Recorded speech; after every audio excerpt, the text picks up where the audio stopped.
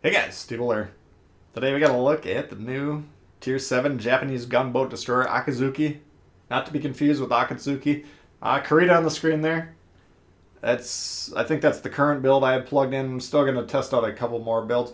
Usually when I put that build at the beginning of the video, that's to say that's the build that's being used in the following footage. I'm not 100% sure if that's the case in this game or not because I've tried a lot of different builds and like I know, for instance, this doesn't have a Sims inspiration on there because it's the same HP I have. So I think this is probably the build that I was using in this game, but not 100% sure. But I do want to test out a couple more, maybe more focused on mobility, rudder shift, speed, things of that nature. Because we can boost the guns all we want. The guns are still going to be ripping. We can boost the torpedoes if we want. They're going to be what they are. We'll talk about that in a second. We can try and augment the strengths of this thing, but in my mind, the weaknesses are kind of glaring, and it's the maneuverability is the worst part about this. We got the slow speed in the water, 33 knots at the tier, tied for the worst turn radius, 730 with the Tashkent. Rudder shift, I got at 4.3 currently, and like for instance, when we're getting into destroyer versus destroyer gunfights, I don't have any problem winning those using the guns, but sometimes I'm losing the fights in the follow-up because of the torpedoes that they launched. Even though I'm likely expecting that they're coming my way, sometimes I've been having trouble dodging them in this thing. So I'm still focusing on, or still working on tinkering the build at least, and that's kind of the direction I'm thinking of. You guys let me know in the comments. The other thing I want to talk about the build briefly is that legendary slot 3 perk. It's kind of analogous to the light cruisers that we see on like the American branch where it increases the penetration but decreases the damage. I'm not philosophically opposed to using that perk. The problem is, on this Kurita build at least, now we don't really have any built-in protection for the engine. And getting the engine knocked out on destroyers is a major problem, especially these kind of, gunboaty type destroyers that we're focusing on. So the main focus of the ship is the guns. You can see here we're going to be combining torpedoes and guns in the cell. But look, right now, we're starting off at 30,000, and over the course of maybe another minute, we're going to add 20,000, 30,000, whatever it is. You can do major amounts of damage with this thing. It's got the highest AP damage per minute for any Tier 7 destroyer, second highest HE damage per minute. Now, we do have 100 caliber guns compared to 127s on the Fletcher, which is the ship that those two damage per minute numbers are kind of in competition with. So the Fletcher is probably in general going to get a little bit more damage just due to the better penetration, but blistering damage outputs for both of these ships. Fletcher, I got 2.4 on my current build for the reload. Akizuki, I got 2.8 on the current build. So we're pumping out a lot of damage, and the guns you're not going to have any qualms with, I wouldn't expect. Torpedoes, lowest damage per minute. We only have one set of tubes. We got 4 tubes on that launcher, and even though they're nice, hard-hitting Japanese torpedoes, same damage output that we would see on the Kagero, because we have nearly a 2-minute reload and because we only have one launcher on there, the damage per minute is in the gutter. So think similar to the Kid. Speaking of dodging torpedoes, I'm not talking about widespreads. Like the rest of the ships in the game, we have no trouble dodging those. When I'm talking about having trouble dodging the torps, I'm talking about the well-placed narrow spreads that are actually effective at what they do. So, getting back to what we're talking about, pluses, HP, second highest at the tier. Pluses, guns, tied for first or second best, depending on the exact metrics. Downsides, torpedoes, I wouldn't necessarily call it a major downside, but they're not. It's not the same thing. This is a gunboat. It's not a torpedo boat. We're going to be focusing on those guns. The major problem I have with this is the maneuverability. Concealment, pretty good. I got 5.2 in mine, 2.9 in the air. It's kind of middle of the pack, but it's not horrible.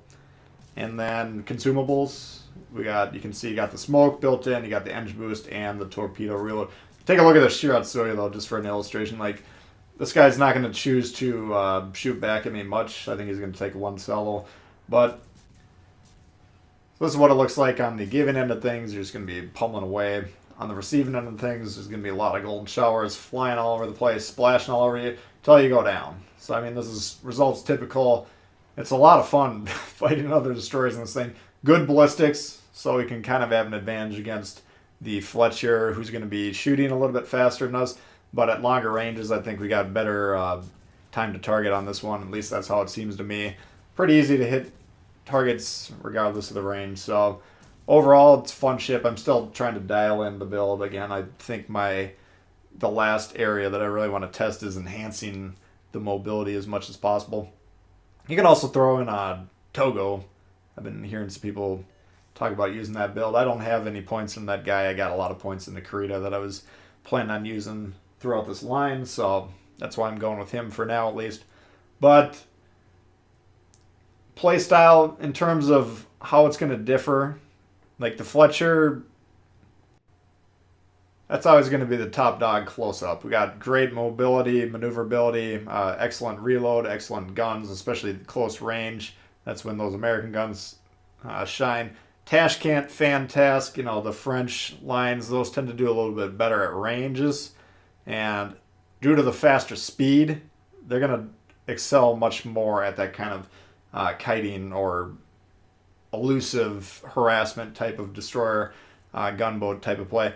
This one, you kind of have to use either the smoke or the islands because we don't have the speed or the maneuverability to be dodging a lot like we do in the Tashkent, the Fantasque, and we don't have the maneuverability to be, reacting to the torpedoes close range like we do in the Fletcher. So for my money, this is capable of doing a lot of damage, but you got to be kind of careful with how you're playing it. I think that's kind of how I need to personally improve my own thinking when playing the ship, is just kind of focus more on the survivability first. Get into positions where you're protected, again, either by using the smoke or the island cover, and then once you're in those positions, then rain down hell. You get in this mentality with these guns where you got these really powerful guns that everyone should be afraid of. It doesn't really matter what ship they're in. Everyone should be respecting these guns. But once you're wielding that firepower in your own hands, you kind of get this little bit of a bully mentality. At least it's easy to fall in that trap for me. And then potentially, especially if you got multiple ships shooting at you, you can get into trouble because you can't be dodging. You can't really protect yourself. Yes, you got great HP, but everything else about the ship doesn't really scream survivability. So focusing on, finding protected positions, using the cover, keeping yourself safe should be paramount. Anyway, in this game, you can see here we're up to just shy of 71k here. Been trying to capture some bases. Managed to clear out the eastern side of the map with our team here. We got 2 caps to 1. They're going to have a ship advantage there when they sink that one. So I'm seeing what's going on here. They're concentrated below the caps. Now they're presenting an opportunity for me to squeeze through here, get over to A, and potentially capture that one. But this Miyoko that is coming here, it's going to put a little bit of a squeeze on me. And this is the situation where we're in here. Like, if we get spotted by that ship and we're close enough to the support ships, the combined firepower on that team can really whittle us down very quickly. So I'm trying to get over here as quick as possible. Don't have the speed boost active right now. We're on cooldown. And you can see we're struggling to get up to 30 knots here. And this thing's like a Miyoko's way faster than this thing. So, immediately we slam on the brakes when we're spotted. Drop the smoke. And we're going to see everything involved here. We're going to see the massive damage output that we can put on this Miyoko. But also how easy it is for these ships or this ship that we're in, the Akizuki, to potentially take some damage. So kind of a harrowing play there. We almost got squeezed by that thing. If we didn't have the smoke available, we'd probably be dead already. We had the Vlad shooting at us. The Miyoko wouldn't have any problems hitting us. And we're just going to, whoa, easy there. One of those zoom-in bug things when you're near an island. But we're going to be trying to pummel these guys. We're just going to be switching them off. Like the Vlad on the right, I think he just uses damage cons. We're going to switch over to the Iowa, try and get a fire or two going on him. Potentially, he's the one pushing into our team aggressively. So you can kind of play counter-push role like we would in the light cruisers with the Americans, the light cruisers with the Russians. If you watch my videos on those, that's usually how I conceptualize those type of ships are more defensive. We're stopping the enemy from advancing. And anytime you have a ship that can put out a lot of withering fire like the Akizuki here, same mentality can apply. Z-23 pops up over there. Unfortunately, trying to get our guns on him, we do beach. And once again, potentially dangerous. So, just a tip in general, if you ever know you're going to hit an island, gun it. You want to hit that island as quick as possible because you'll slow down to 0, and then you can slam it in reverse, bounce off it very quickly, and then proceed along. If you try and slow down as you drift into the island, you're just kind of prolonging the inevitable. You're still going to hit the island, but it's going to take longer to do. So, anyway, Fletcher, he's got support with the Vlad. Fletcher I should be pretty afraid of the Fletcher in most situations. I mean, I'm beached, for God's sakes. I got multiple ships over here that can shoot me. And we scare him off and take half of his health there. And then we get a couple parting shots into the Vlad as we move forward and break line of sight. So you can see here, this ship is capable. And note, just a moment ago, we said we were crossing over the 70,000 mark. Almost doubled it in a very small amount of time. So this is one of those spike damage ships where you can be doing whatever, not having a lot of damage, then all of a sudden, over the course of 1 or 2 minutes, especially if you're combining torpedoes and guns, the damage can shoot through the roof. So this thing is extremely deadly. We're trying to capture the base here, seal the deal, but you'll note 3v3 on the scorecard. Now, 2 destroyers per side and 1 battleship. What I want to do after I capture this, I'm inclined to just sail off, and that would very likely win the game, but we still got about 4 minutes left. So if they killed my other ships and they got a couple of bases quickly, you never know. It could be a little bit stickier than we want to. So I'm going to hang around here on this base, kind of defend it. And if one of these destroyers wants to push into me, well, they're going to be pushing into Akizuki, and we'll see how that goes for him.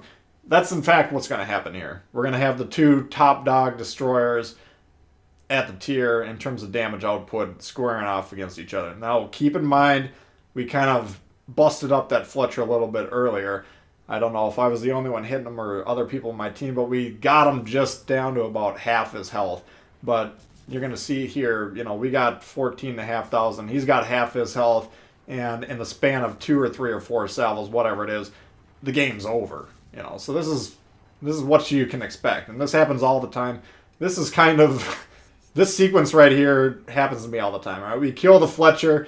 Often, the Fletcher will be the one launching torps. I'm pretty sure this is the Z-23 that's got torpedoes here, just because of the fact that we've been spotted intermittently over here as we've been moving along that island. But this is going to be the situation that happens all the time. You win that destroyer fight, you kind of move on with your life, and then all of a sudden torpedoes come out of nowhere and blast you, and you can't really dodge them because this thing doesn't move very well. At least that's the problem I've been having with it. Maybe I'm just hardcore Potato City, but that's just one example of why I want to test out some more mobility-based builds here in the near future. Anyway, that's a look at the Akizuki for you guys. Hopefully you did enjoy it. If you did, please hit the thumbs up. New to the channel, consider subscribing. Lots of World of Warships coming all the time. Questions, comments, leave below. Love to hear from you guys. I am. See y'all later. Peace.